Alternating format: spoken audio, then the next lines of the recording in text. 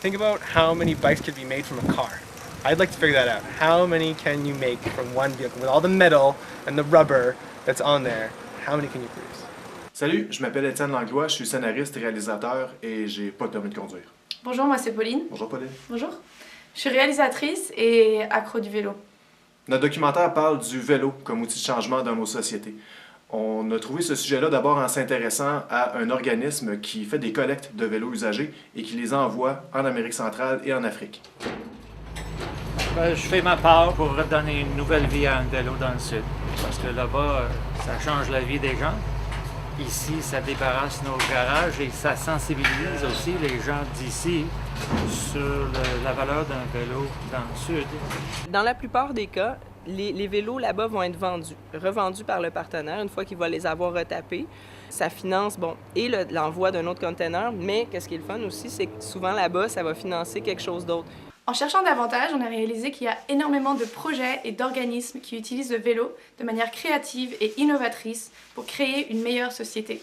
On en a contacté plusieurs et la réponse a été super positive. Au El Salvador, l'organisme Ecobici donne des vélos à des jeunes pour qu'ils puissent se rendre à l'école. Au Guatemala, les femmes font et vendent du shampoing grâce à des vélos-machines créés avec l'organisme Maya Pedal.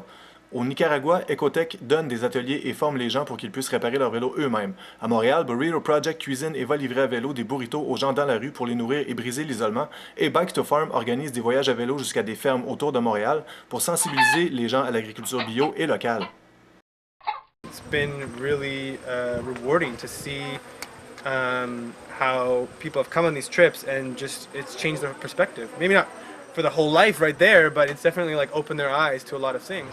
Intégrer le vélo, c'est aussi militer, c'est repenser notre façon d'interagir en société. C'est briser l'isolement, l'individualisme et recréer un sentiment de communauté. En plus du documentaire, on va créer aussi un site internet où les gens peuvent nous livrer leurs témoignages, leurs histoires par rapport au vélo, sous forme de vidéos, de textes, de photos, de dessins, et puis pour que les organismes puissent se connecter entre eux via le site internet. Donc le but, c'est de monter une communauté autour du vélo. Et puis, les 3 meilleures histoires seront sélectionnées pour faire partie de notre documentaire. Il existe beaucoup de reportages sur le vélo comme loisir ou comme sport, mais très peu sur l'impact positif que le vélo peut avoir au niveau social, environnemental ou politique. Avec ce documentaire-là, on veut vous présenter des fous, des passionnés du vélo, des organismes qui militent et créent avec le vélo. On veut vous présenter ce qui se fait ici et ailleurs et comment on peut l'adapter dans nos vies, dans notre réalité. Donc, on a besoin de financement et de votre appui pour créer ce documentaire et aller en Amérique centrale filmer les projets incroyables que nos partenaires font là-bas.